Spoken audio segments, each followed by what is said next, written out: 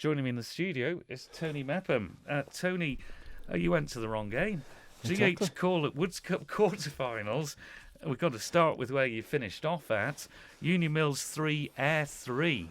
And it was a big comeback in the second half and a late last equalising goal for the Millers. And then they go on winning on the penalties. Yeah, they managed to hold their nerve, but my word, it was bleak up there, Tim, and the pitch is cut up. It's the bottom pitch towards the road, and it's give good weather next week, so hopefully they'll be able to get that sorted out. But yeah, when I heard 3-1 with about 10 minutes to go, I just thought to myself, well, that's it, job done. But Ayr United, whatever happened, I heard it was a couple of balls over the top, and Union Mills made it 3-3 into extra time. I managed to get there just before the half time of extra time. Union Mills had a couple of good chances, and Ayr had one, Johnny Shields, but it finished still 3-3 at full time of extra time. So then into a penalty shootout, and a couple of penalties missed at the start, so that was then into sudden death. And Ayr United unfortunately missed a penalty and it allowed Union Mills to go through. So the goal scorer is 6-5 or 7-6? 7-6, I think it was, Yep. Tim, in the end. But Jack Murray, goal scorer for Union Mills. Luke Booth got one, and Sean Traylor for Ayr United. Johnny Shields with a couple of goals, and Lee Carter got the other one. But my word, as soon as the final penalty was missed or saved, hit the top, it was over to the pub and try and get nice and warm, because it was absolutely freezing up there. So well done to Union Mills. Foxdale 1, St John's 5 was the game you went to. Really all done and dusted in the first half. Yeah, it was, Tim. It was 3-0 at half time, and Louis Morris back in the squad today. He got the first one, and then the second one, it's being given to Andrew Chadwick, but it looked as if Dan Kelly might have had or Nathan Kelly might have had a play in that one, but we're not too sure. Then 2 goals for Paul Whitehead. Richard Wynne got one towards the end. Callum Taggart had a shot. It was parried away by the keeper, but Winnie was there to tap it in. Jay Chatwood got a goal back for Foxdale, but it just wasn't Foxdale's day. They didn't create too many goal-scoring opportunities as well. I think on paper, I've watched St John's 3 times this year, that was probably their strongest team they've had for a while. The person I would have seen in there would have been Nick Lung, but he wasn't available today. But that won't bother St John's. They're through to the semi-final, and an impressive win against Foxdale. Yeah, Maloo 1, Braddon 3. Yeah, I haven't got Maloo's goal scorer, but it was in the second half. But Braddon were 3-0 up at half time, so it sounds like possibly a bit of a 2-half game, because of the wind. But Mark O'Neill got one, Jake Wilson got a goal, and Matty Ogden got the other one. So good result in the end for Braddon. It is indeed. Onken 4, Douglas and District 2. And it was Barry English Day today, because it was 2-0 at half time. Barry English with a hat-trick. Nigel Moody got one, so he's got his stag do bash Yes, on he tonight. has, yep. So I'm pretty certain there'll be high celebrations there. Well done, Nigel. Black shoes and white socks, I've heard, Is and it? that's all I've heard. I hope there's more than that. Yeah, I hope so. It sounds pretty painful, but Lewis Qualtrough got the first one for D&D, and Dan Kinley got the other one. So unfortunately, D&D couldn't get anything out of the game, and Onken held their nerve late on. Have a good night, lads. Yes, and, enjoy. Behave yourselves as well, if possible. We'll just finish with Division 2 before we go to the Premier, because there's plenty of stories there. Colby Michael was postponed. Haven't got a score, if you have. Yep, got it, yep. Tim. It's come through just. Jim's 0, Ramsey Centre 6, and the star today was Shane Kinraid. He got 3 goals. Jason Crane got 1. Jed Fisher and Darren Hudson got the 6th goal, I think it was, for UT. We'll hear that it's been a very good day for Ramsey Centre a little bit later. Let's go to the Canada Light Premier League, and St Mary's 2, Laxey 2. The leaders held again. Yeah, they are, and I don't know who got St Mary's goals today, so if someone could text us through, please, 166177. But I believe it was 1-0 St Mary's, 1-1. 2-1 St Mary's, and then 2-2. I've got Michael Fernandez here as a goal scorer. I don't know if he got 2 of them, but that certainly tightens the top of the table up with the other results that have come in. Maloo's scorer, I'm being told, was Jack Gilbert in the Woods Yep. Cup there. Yep. Well, that really does open things up at the top. And Corinthians took advantage, and they're 2 points now closer and can draw level on points with St Mary's if they win their games in hand. Corinthians 4, Douglas Royal 1. Yeah, a tight old game this by the sound of it, because it was 1-1 at half time. Chrissy Cannell got the first one for Corinthians. Jamie Agnew equalised, and then Stuart Smith, who's playing really well in the first team, made it 2-1. Then second half substitute Kane Riding made it 3-1, and then Tom Smith got the fourth goal to give it as a 4-1 result there in the Bala-Fletcher derby to Corinthians. And St George's, well, they stay fourth behind Rushen. We'll come to Rushen in a moment. But St George's, if they win their games in hand, would be a point clear of St Mary's. Yeah, they would. And 4-1 against Peel. Yeah, I had a bit of banter with Chris Bass Senior last week, just see where all this was going. And he's got high hopes for this team because the young players have come in and done really well. And Callum Morrissey's come back to them, and he started the scoring off today. He got the first. Johnny Myers got the second one. So two 35-plus players there, years of age, giving St George's a lead. But then one of the young rising stars coming through, Nathan Cardy, got one. And then another 35-year-old, Sean Quay, got the other one. Sorry to advertise their ages, but they are Masters players, so we all know what they're about. Billy Kenyuk it was who got the goal for Peel, so good result that for St George's, 4-1. It was 2-1 when Billy Kenyuk scored, so Peel had a bit of hope. So, but then St George's went straight up the other end, and the youngster scored. Let's go to Rushen then. 4-0 away at Douglas Athletic. Yeah, 2-0 at half-time, and it was Kyle Lund who got the second. Mike Williams it was who got the first one. Craig Norris got the third goal for Rushen in the second half, and then Stevie Ryden completed it off for Douglas Athletic 0, Rushen 4.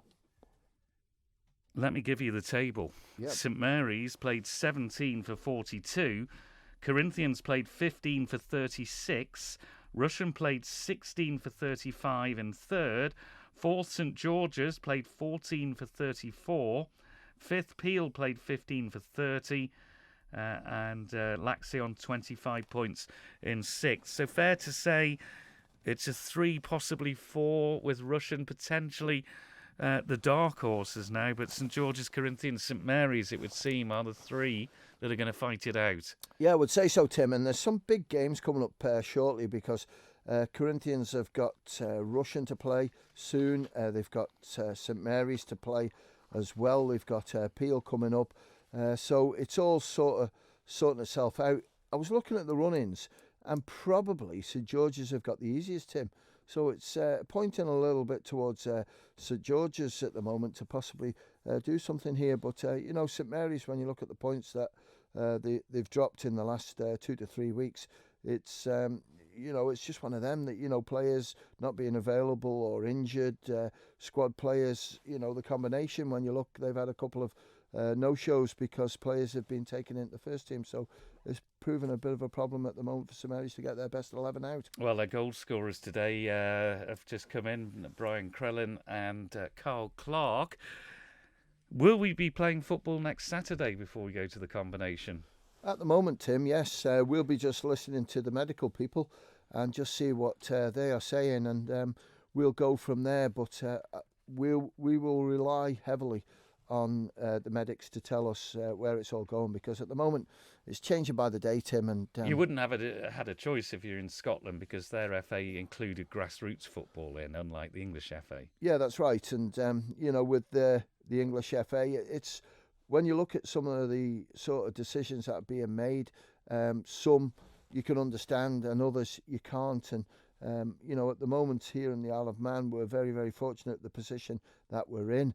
As far as I know, no sports have postponed anything on the Isle of Man, Tim. So, hockey, rugby, I know it's been because of flights. So it's just, I think we're all just sitting there, just waiting to see what happens. And then the decision will be made, and it'll be the right decision, whether we play next week or not. Let's move to the Canada Live Combination 1, Douglas Royal 1, Corinthians 4. And a good result for Corinthians, and Corinthians now are looking pretty good for this Canada Life Combination 1 title. It was Phil Kelly with one, Jordan Cowan got a goal, and Adam McCulloch, not too sure, got the last one. But Sam Cox it was who got the goal for Douglas Royal. Corinthians 6 points clear, still with a game in hand as well. So, it is looking good for them. Peel 3, St George's 1. Yes, and Peel, that's a great result, I think, because I thought St George's might be able to take this one. It was 2-0 at half-time. Aaron Costain with a couple of goals. Luke Corlett with the other one. For St George's, it was Ben Wazza who got the goal. Russian 2, Douglas Athletic 2. Yeah, dropped points by Russian because Athletic were leading 2-1 at half-time. Haven't got Athletic scorers, so if you could text us through, please, 166177. But Adam Kinley got a goal for Russian, and Danny Shuttleworth got the second. JCK Limited Combination 2. Haven't got the Air Onken result, unfortunately. Braddon 11, Governors Athletic 1. Amazing second half performance this by Braddon because it was 2-0 after 45 minutes. Jeff Murphy with 2. John McMullen got a couple of goals. Jamie Spicer got 2. Sean Goldsmith, Josh Brew, Liam Pelton, I think it is. Mark Watterson, he must be, 50 odd now, must be, maybe more. But Sam Turton got the goal for Governors Athletic, and I've been told that the pitch now resembles a ploughed field. So yes. I think Braddon might have to do a bit of work on it in the week. But by the sound of it, the weather's not too bad, so hopefully the ground staff can get on. Douglas and District 3, Union Mills 2. Yeah, close battle. I thought Millers might win this one, but Union Mills were trailing 2-0 at half-time. Josh Knights with a couple of goals for D&D. Joey Waddington got the other one. I think that's his first goal for D&D, so well done to him. I haven't got Union Mills goal scorers. Michael Neil Colby 1, I can tell you. That's all the details we've got on that one. Yep. Ramsey Youth Centre, we've left them to last. 7-0 against Jims. They are champions. Yes, congratulations to them. I've just been speaking to him on the phone. And Ivan Johnson got a goal. Mark McGlurk got one. Jamie Brew with a couple. Joe Neal got 2. And Jack Perks got the other one. So last year it was won by Onken. Year before by Ramsey Youth Centre. We'll speak to Ramsey Youth Centre to see when they want it to be presented. But unfortunately, that all season without dropping any points. They lost it last week, didn't they? They certainly did, Tim. But congratulations to them. They've worked hard for it. They're unbeaten. They are unbeaten, and they've still got quite a few games to go. So I'm pretty certain that they'll be planning what they're going to do. And they'll have a good night out. And if you're out tonight, enjoy. Yeah. Okay, yeah. GH Call at Woods Cup. Going to do the draw if we can, if you can sort out, because obviously we've just come back late from covering the penalty. So I'll just write out the sheet, and then we'll do the draw. So if you can do the hockey or rugby first, and then we'll look at the draw. Okay, thank you, Tony Mepham. Manx Radio Saturday Sport. We can sort the sheets out, I think, can't we? It'll be Braddon first. We'll do this live. Then it's D&D. Then we'll have St John's. It's Onken. That'll be next. Then it's St John's, and then it's Union Mills. And then it's Union Mills. So 1, 2, 3, 4. Yeah. And now a bit hastily, but we've got it done. We've got it done. So there you go. You can have the script. Thank you, sir. Right. Sam's got the balls. It's only, if it had been a first round draw, it would have been more problematic. First one out. First one out is number 1. Number 1, Braddon. So they're going to have to get that ploughed field sorted out. Against number 4. And they play Union Mills. So it's Braddon against Union Mills. Next one's number 2. And that's Onken. Against number 3. And they will play St John's. So a couple of weeks, you said, Tony, for these, yeah? 28th, yes. Braddon v Union Mills and Onken v St John's.